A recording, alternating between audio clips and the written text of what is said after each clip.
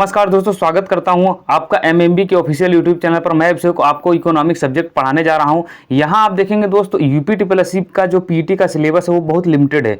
मैं आपको बहुत लिमिटेड चीज़ें पढ़ाने वाला हूं। ऐसा नहीं कि पूरा इकोनॉमिक्स आपको पढ़ाऊंगा। और मैं आपको गारंटी देता हूँ, जिस दिन मेरा पूरा सिलेबस खत्म होगा, जिस दिन लास्ट लेक्चर होगा, उस दिन अगर आप ध्यान से देखे रहेंगे, प्रॉपर नोट्स बनाए रहेंगे, एक बार रिविजन आपको केवल करना है।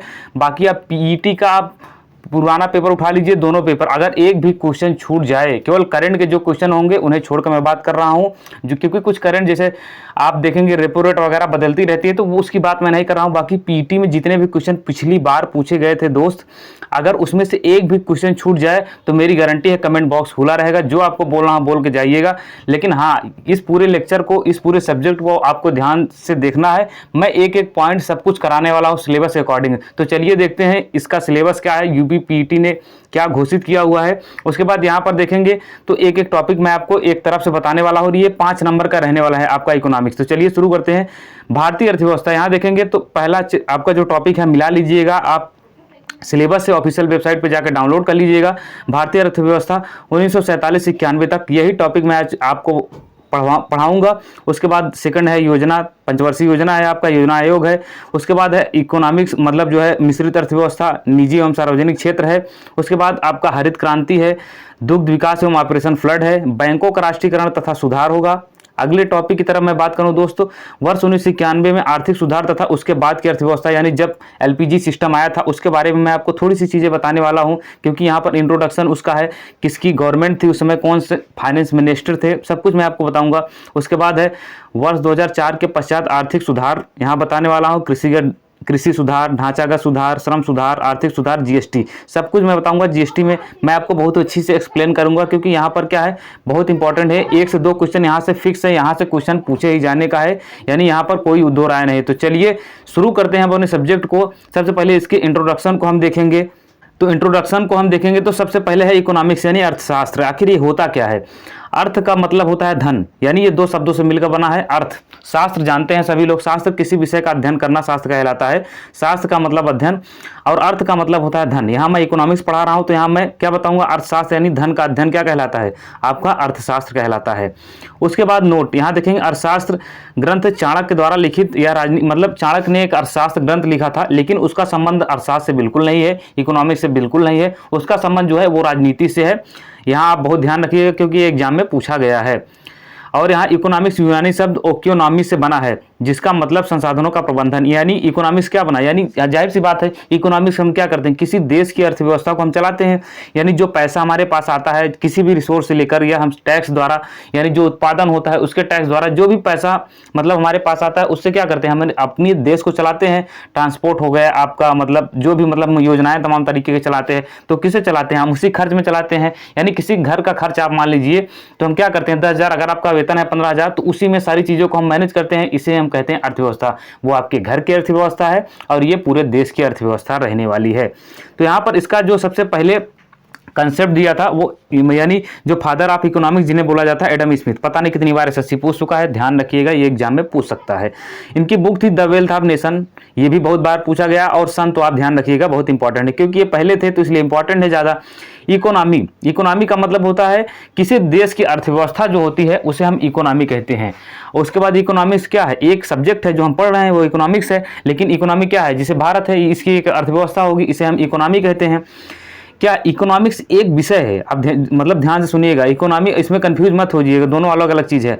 अर्थशास्त्र के सक्रिय रूप को क्या कहते हैं, अर्थव्यवस्था, यानी जो चल रही है, जैसे क्या भारत की अर्थव्यवस्था चल रही है तो उसे हम क्या कहेंगे, भारतीय अर्थव्यवस्था। चीन की अर्थव्यवस्था चल रही है तो चीन की अर्थव्यवस्था, रसिया की है तो रसिया की अर्थव्यवस्था, यूएसए की है तो यूएसए की अर्थव्यवस्था। अर्थव्यवस्था के प्रकार कितने होते हैं, सबसे पहले होते हैं पूंजीवादी अर्थव्यवस्था, बाजार अर्थव्यवस्था इसे ही कहते हैं, और ये एडम स्मिथ के विचारों पर ही चलती है। इसका कंसेप्ट जो है वो हस्तक्षेप सिद्धांत पर है।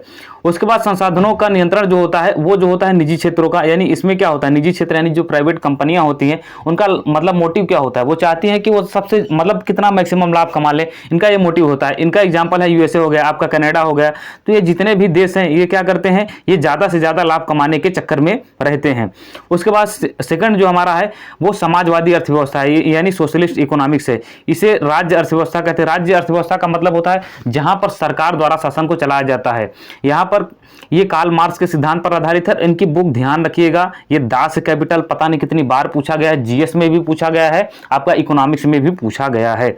उसके बाद यहाँ देखेंगे संसाधनों पर नियंत्रण किसका होता है, सार्वजनिक क्षेत्र का यानी पब्लिक सेक्टर का होता है, यानी गवर्नमेंट का नियंत्रण होता है। उद्देश्य क्या है, कल्याणकारी राज्य बनाने, देश को क्या करना है, कल्याणकारी राज्य बनाना इसका मेन उद्देश्य होता है। एग्जाम्पल आप रसिया देख लीजिए, मतलब रसिया क्या है, ये एक समाजवादी अर्थव्यवस्था है। एक्स्ट्रा पॉइंट आप ध्यान रखिएगा कि जो आपके बगल जो है, जो आपका पड़ोसी है चाइना, जो हमेशा उथल पुथल करता रहता है, वो साम्यवादी अर्थव्यवस्था यहाँ है, यानी कम्युनिस्ट सिद्धांत पर चलता है। उसके बाद इसका नियंत्रण, पूरी तरह नियंत्रण सरकार के पास होता है। आप कुछ भी कर रहे हैं तो सरकार से बिना पूछे, आप ठेला भी लगा रहे हैं तो बिना सरकार से पूछे नहीं लगा सकते हैं। इसका एग्जाम्पल चाइना है, मैंने पहले ही बता दिया है।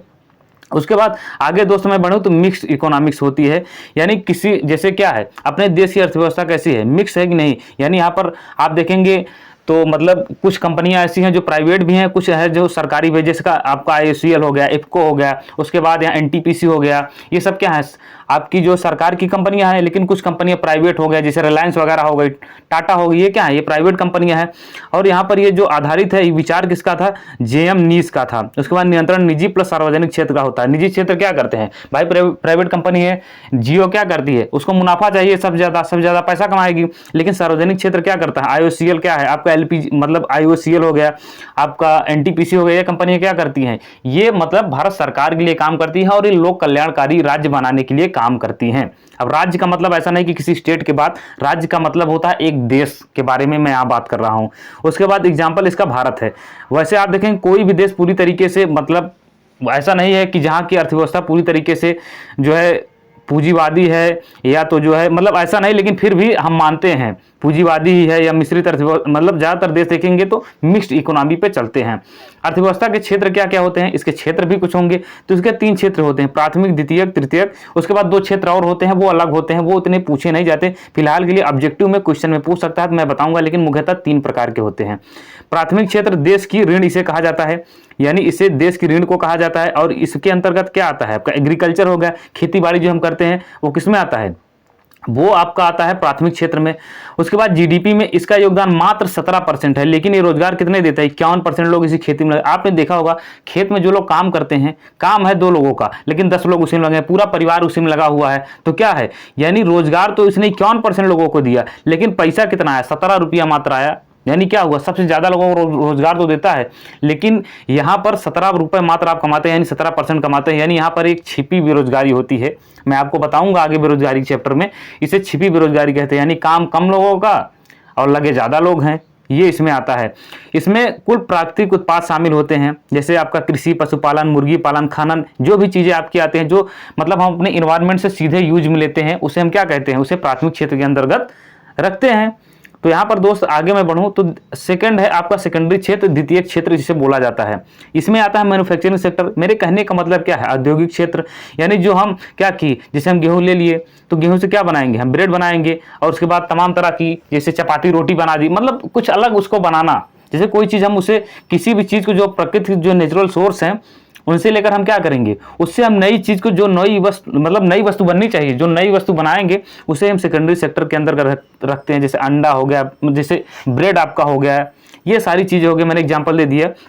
जीडीपी में इसका 29% योगदान है, यानी 29 रुपया यहाँ से आता है। उसके बाद रोजगार ये 22% लोगों को देता है। आप यहाँ देख लीजिए ये आंकड़ा, मतलब यहाँ पर पैसा ज्यादा आ रहा है, रोजगार कम दे रहा है। वहां पर क्या था, रोजगार ज्यादा दे रहा था लेकिन पैसा कम था।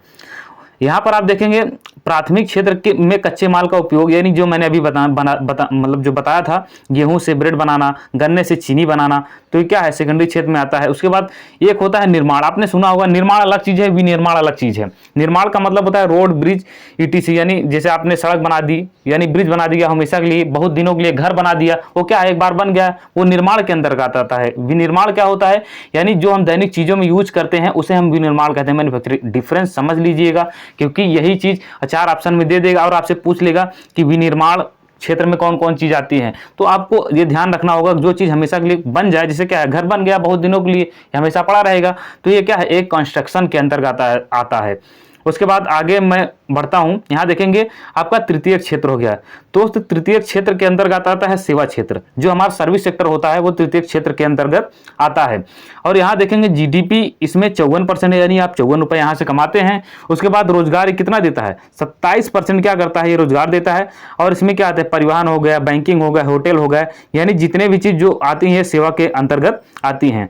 चौथा हमारा है चतुर्थ क्षेत्र, और ये नॉलेज सेक्टर होता है। ये उतने इंपॉर्टेंट नहीं होते, लेकिन फिर भी एग्जाम में पूछ लिए जाते हैं। अर्थव्यवस्था के कितने क्षेत्र होते हैं, तो इंपॉर्टेंट है, तो आपको लगा के आना है कितने क्षेत्र होते हैं, 5 क्षेत्र होते हैं। पांचवा भी मैं आपको बताऊंगा। यहाँ पर मुख्यतः 3 प्रकार, अगर मुख्यतः पूछे तो 3 होते हैं, अगर 3 दिया रहे तो तीनों मारेंगे, अगर 5 दिया रहे तो 5 करेंगे। ये मतलब डिपेंड करेगा कि आखिर एग्जाम में ऑप्शन कैसे दे रहा है।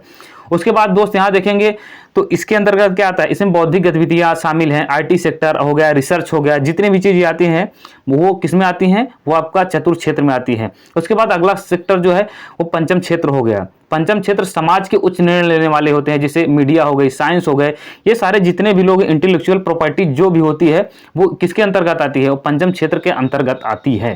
तो वीडियो आपको कैसा लगा, अपना फीडबैक मुझे जरूर दीजिएगा। अगर वीडियो आपको अच्छा लगता है तो लाइक जरूर करिएगा, और कमेंट करके अपने फीडबैक तो देना बिल्कुल ना भूलें। Okay, thank you.